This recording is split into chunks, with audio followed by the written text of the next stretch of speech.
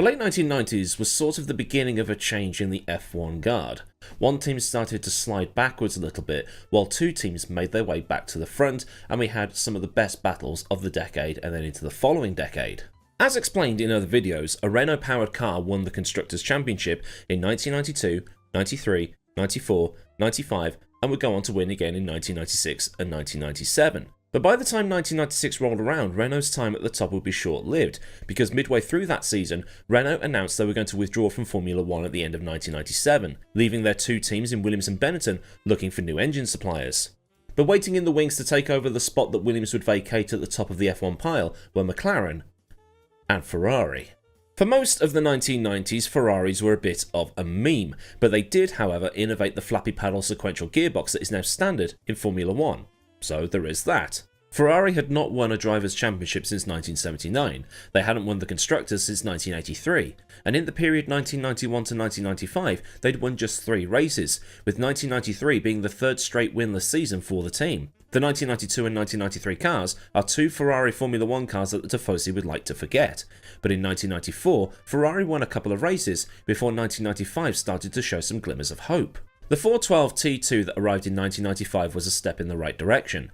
John Barnard, Gustav Brunner and co had managed to make a step forward in performance, and had managed to lower the weight of the V12 engine in the back by about 20 kilos to help with the weight. By the time 1995 rolled around, and even before that in 1994, the teams had cottoned on to the fact that with the new refueling rules allowing teams to top up their tanks during a Grand Prix, a V10 was the best balance of fuel economy and power. The teams with less money, with the exception of Benetton in 1994, ran V8s as a cost-effective solution, but Ferrari was the only team on the grid persisting with V12. But while the 412 T2 was now the third fastest car on the grid behind the Benetton and Williams, reliability was still something that Ferrari needed to fix if they wanted to get back to the top of Formula 1. For a brand as big as Ferrari and as loved as Ferrari, going 15 years or so without a Drivers' Championship was simply not good enough, and they needed to get things working properly if Williams and Benetton were to be toppled. They were still the best of the rest, but that was the issue. They were the best of the rest. Williams and Benetton, at least by the time 1995 ended, were in a different league. So when it was announced that Michael Schumacher would be moving to Maranello, everybody's ears pricked up. Schumacher was looking for a new challenge. He'd been dominant in 1994 and 1995. And when I say dominant in 1994, he'd won the opening 6 races of the season, which in that time period was a very difficult thing to do. It gave him enough of a cushion to pick up bans and disqualifications and not have to worry too much about Damon in the other car. And actually, I think Damon's career is a little misunderstood, considering he didn't start racing cars until he was 24, by which time Senna was in Formula 1 because they were the same age, and he didn't start racing at all until he was 21. The guy did alright. But anyway, the man known only as The Michael was looking for a new challenge. It wasn't good enough for him that he was sitting in an all-conquering Benetton and winning every race. He wanted to try something new. He wanted a project to take over, and he wanted to bring a struggling team back to the front, and where better to try this than the most historic and successful team on the grid? And they were the most successful at this point, weren't they? My stat sheet says, yes. So when the 1995 season ended, Michael went to Estoril with Ferrari and they did some testing. Also there were Williams with Jacques Villeneuve, and Villeneuve was driving the 1995 Williams to get acquainted with the car and get acquainted to Formula 1 cars in general. And after a few laps of the Estoril circuit in the 1995 Ferrari, Schumacher must have been wondering what the hell he just signed up for. He wasn't as quick as Villeneuve had been, but it's irrelevant. It's testing, and Ferrari's plan would have been different to Williams' plan. Williams was probably sending Villeneuve out there for as long as they could in the course of the day, trying to make sure that the 1995 kart and Indy 500 champion had a much better run in Formula 1 than the last kart champion that came over to Formula 1. Ferrari were probably looking at reliability and where they could tailor the car to suit Michael more. Michael probably did as many laps as Villeneuve, but the stats aren't readily available in terms of how many laps they did. Because the thing with Michael in that era was, he could test and test and test and test and test and learn every single thing about the car, and that suited his way of doing things. How different that era was, where teams could just test whenever and wherever they wanted, so long as the budgets allowed, obviously, but with the tobacco money, a lot of them could go testing whenever and wherever they wanted. Some would go to Jerez, some would go to Estoril, some would go to Barcelona, and the smaller teams would club together and rent out Silverstone. These days, you have to use a car that's at least 3 years old because testing is so restrictive these days, and you test when the FIA tells you you can test. And the reason that they do the whole 3-year-old car thing is because they just know that suddenly all the teams will be booked up with filming days and everybody there has got a laptop. Michael even admitted he had a lot of work to do after his first few laps, but as time went on he got more comfortable with the car and was able to set it up more in line with how he liked it. And it was quite funny to see actually, because Alesi and Berger were there at that same test as Williams and Ferrari with Benetton, and they were driving a car set up for Michael and built for Michael, and they both said, how the hell did he drive this? While Michael had exactly the same thing to say about the Ferrari that those two had just vacated. But one thing he did say about that 1995 Ferrari is that it handled incredibly well in the wet, which is something they took into the 1996 season, and well, that's one for a future video. But by the end of the testing program, Schumacher was confident in what the 1996 car would be able to do once they built it. He said that they needed to be cautious in what they were doing because for 1996 they would be getting rid of the V12 and switching to a V10, but the use of the V10 in testing was giving them something to aim for and hopefully beat relative to the V12. The problem was when he made that vox pop to the press, there weren't that many members of the press there. The international media, not just the biased British media, was more interested in Colin McRae winning the WRC title than they were in Formula 1 testing. The only member of the biased British media there to write down Michael's opinion was Autosport. But there were problems with the V10 in the back of the 1995 test mule. The first one died on the Tuesday, the second one managed to blow a hole in itself when the crankshaft decided it didn't want to live on this planet anymore on the Wednesday, and then the third they brought along sprung an oil leak. It lost them a lot of testing time, but at least the one that was leaking oil was a relatively easy fix. But Autosport noted, having found some stats for that week, Schumacher had been 0.3 slower than Villeneuve, who in turn had been slightly faster than Coulthard's pole time for the Portuguese Grand Prix of 1995. Schumacher was 0.7 faster than Berger's qualifying time for the Portuguese Grand Prix, and then 0.1 faster than he'd been in the Benetton, where he set the time to start third. If he'd done this in the real Grand Prix, he'd have started third. But it wasn't exactly a late run 6 PM glory run on no fuel to do a bit of penis measuring. He'd done this in the middle of the day where the temperatures were at the hottest, and he'd got about 60 litres of fuel in the tank. The only bad thing Schumacher had to say about that 1995 Ferrari is that he couldn't get it set up the way he wanted it, with the super twitchy, almost esports setups that he liked to run. He couldn't get that on the Ferrari, and it's thought that this preference for an ultra twitchy turn-in is why Berger binned it in the Benetton later on in the first day of testing. Schumacher wasn't giving away any setup secrets, joking that Damon Hill probably read Autosport. So the overall feeling was that going into 1996 the car should be somewhat decent, but it all depended on how good the V10 was going to be. But there was a problem. The 1996 car was late, and this lost the team even more testing time. When Schumacher finally got his hands on it, he turned so many laps at Fiorano he could have probably done it with his eyes shut. Irvine, meanwhile, would have to wait for his first go in the car. And it's clear to see that the 1996 car was an evolution of the car that had come previously. Instead of being called the 412, it was now called the 310 for 3-litre V10. Ferrari had moved to the V10 not just to get with the rest of the grid, but they found it did offer some advantages that they couldn't ignore. It required about 10% less cooling than the V12 and had been found to be slightly faster in straight line tests when Nicola Larini did the top speed tests at Mugello. And they found that the torque curve was better too. But at the same time, compared to the other cars on the grid, it wasn't exactly a looker. The best looking cars of that period were the likes of the Williams, the Ligier, the Minardi and the Benetton, but Ferrari had turned up with something that was described as looking like a skip. Like the previous year, Barnard & Co had designed the car with the lower style nose that had been seen in the early part of the 1990s, and every other team on the grid had abandoned that style of nose cone design in favour of a higher style nose that allowed a better airflow under the chassis, which led to better aero gains. Why Ferrari went with the lower nose, I'm not sure, but with the demise of Simtech after the 1995 Monaco Grand Prix and Pacific at the end of that season, Ferrari was now the only team using this style of nose cone. Another part of the car that drew attention was the higher cockpit sides. These were used by Sauber in 1995 first, and then made mandatory for the 1996 cars, and the high cockpit sides on the Ferrari were much higher than any of the other teams. Gary Anderson explained on the Bring Back V10's podcast that the other teams had noticed a hole in the rules that allowed them to make them smaller, but Ferrari had made theirs much bigger by comparison, and that led to Anderson calling the car the Skip.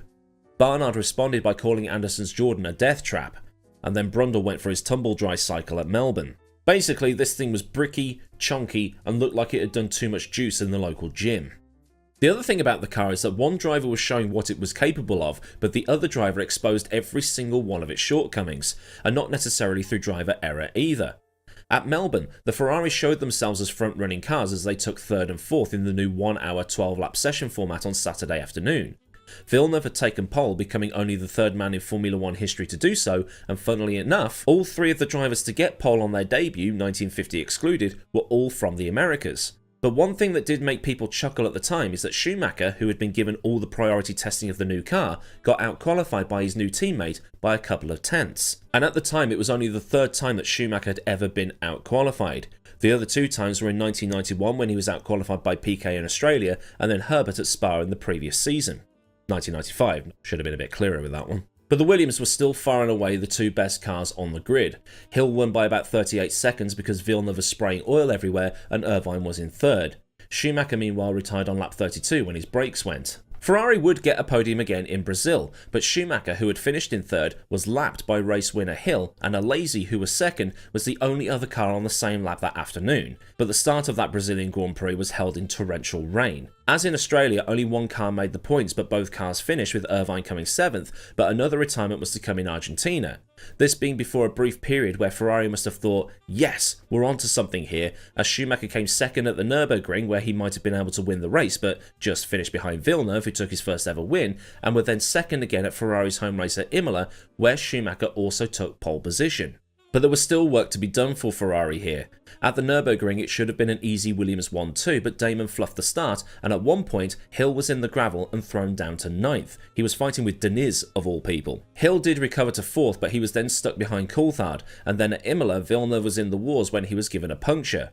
So really, for Ferrari at this point, it was going to be third as a realistic maximum. But if one or both of the Williams cars messed up or had problems, Schumacher would be able to pounce. And that's not taking anything away from his Imola pole lap at all, because he was still over a second faster than Irvine. The stuff said in the previous paragraph isn't me trying to dunk on anybody, it's just the reality of the situation. The Williams cars were still way better than the Ferraris, but Ferrari's position as the second fastest car, maybe third fastest car, with the best driver on the grid at that time, would allow them to pick up some big points if Williams threw it away, as they did a few times that year.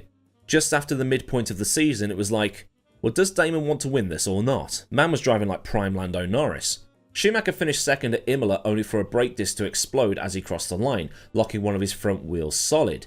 In the jubilation of a Ferrari pole position and a Ferrari podium at their home Grand Prix, there was a mass track invasion by the Tifosi, with the FIA slapping a $1 million fine on the organisers. But Schumacher took that in good stead, and then went and did exactly the same thing again at Monaco.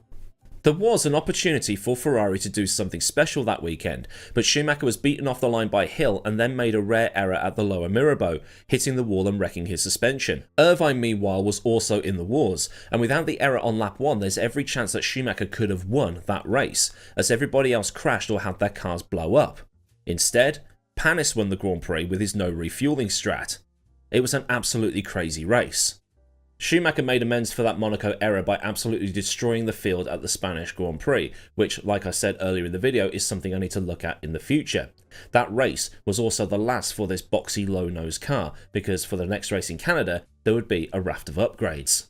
And if looks are important for you, then I've got some bad news for you, because the high-nose car wasn't much of an improvement when it comes to the whole aesthetic thing.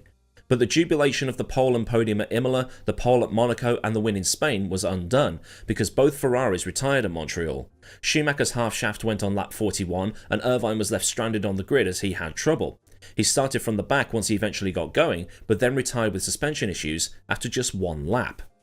And this was the story of the rest of Irvine's season. Something went wrong with the car for the next 6 races, which is an incredible run. And saying that, the run had started at the previous round in Spain because he'd spun off in the wet, but then he had suspension issues in Canada and his gearbox went in manicure. This is probably the worst weekend that Ferrari had over the course of 1996. Schumacher had started on pole ahead of Hill, but on the formation lap Schumacher's engine blew up, so Schumacher was listed as not starting. Irvine meanwhile didn't even set a time in qualifying because he was having issues, and then his car blew up at some point during the Grand Prix. At Silverstone, Schumacher's hydraulics went on lap 3 with Irvine having differential problems just 2 laps later. Gearbox issues plagued Irvine again in Germany and at Hungary before Schumacher hit some form, winning in Belgium and Italy. But Irvine didn't finish those 2 races because of his gearbox failing once again at Spa and then spinning off at Monza because he'd hit one of those tyre stacks that the FIA had installed at the chicanes to try and stop the car's curb hopping. Schumacher had also hit those tyre stacks late in the race, but survived. Now, the Belgian and Italian Grand Prix were two races where the Williams cars had absolutely abysmal races. Damon hit the tyre stack at Monza while Villeneuve wrecked his floor going through the gravel. Spa, though, was Williams' balking strategy and Michael taking full advantage. Now, once again, this isn't one of these he only won because of this and he's not special type of things. It was much like Red Bull or Ferrari taking points off McLaren because their drivers or the team had screwed it all up. Schumacher's talent took that Ferrari up to be around third, at a maximum. Then the Williams car screwing up allowed him to snag the opportunity that had been presented, much like how people say Verstappen was lucky at Brazil a few weeks back. No, he wasn't lucky. He blitzed his way up to 5th or wherever it was, then took the opportunities presented once he got there. He had to get the car up there in the first place through being as good as he was to be able to say, "Cheers lads," when everybody else fell off the road. Spain though, that one was all Michael. But, you know, we need to save that one for the future. At Portugal and Japan, the cars managed to score points, which is probably a more indicative performance of the car when it was actually working. Schumacher would take second at Japan behind the eventual champion Hill, while Eddie's disappointing season ended up with him being tipped up into the air by an over-aggressive Berger who punted him off at the chicane late into the race. But thanks to Schumacher's results, Ferrari secured second in the constructors at the expense of Benetton. So it was an unreliable, inconsistent brick, and a lot of people will go as far to say it's one of the ugliest race-winning cars in Formula 1 history. But I've always found this car to be a bit of a weird one. When it worked, it seemed to be okay. Not as great as the Williams by any stretch, and marginally better than the Benetton. And it seemed to do okay at higher downforce tracks or when a higher downforce setup was needed. Melbourne, Argentina, Imola, which was a slightly different layout then. You could also factor in Brazil because it was raining at the start of that Grand Prix, Monaco, France. But that said, it shows that what Schumacher did off the track is something that will probably never be able to be done again, given the current testing rules. He could analyse everything about the car to get the car to work at its absolute capacity, and in doing so took the car to a level above what any other driver would be capable of taking it to. Berger and Alesi most likely would not have won races in that thing. It probably would have finished third in the standings behind Benetton. Alesi might have had the same amount of mechanical issues as Irvine through being too heavy-handed with things. But for the following season in 1997, Barnard & Co would take things a step further through refining the finer points. The 1997 car would also be much more suited to Schumacher's needs. Could they take it to Williams properly through 1997, and could Schumacher win a title in just his second year with Ferrari? Maybe that is something to look at in the future as well, the 1997 Ferrari 310B. Was it really a massive improvement over the previous car, the 1996 310, or was it a case of Villeneuve in 1997, like Hill in 1996, having moments of, maybe I don't want to win this after all, but we'll get to that, well, whenever we get to it. So then, a look through the history books at the skip, the parachute, the, oh my god, what is that, who designed it to look that bad, Ferrari 310 from 1996. If a look at Schumacher's first Ferrari has got you nostalgic for a bygone era, then why not hit that like button so I know I've done a good job? And for more like this from the channel, subscribe and get that bell on as well, so you never miss out on anything else I do around here. Massive thanks as ever go out to the rad lads at Patreon for the continued support, and if you want to help pay the bills around here, a link to Patreon is in the description, along with links to Discord, socials and other bits and pieces you might want or need to know. There's also super thanks if you want to top up my coffee cup, and memberships if you want to do Patreon without the Patreon. So until next time, I've been AdmiralLaWind, have a great day wherever you are, and goodbye.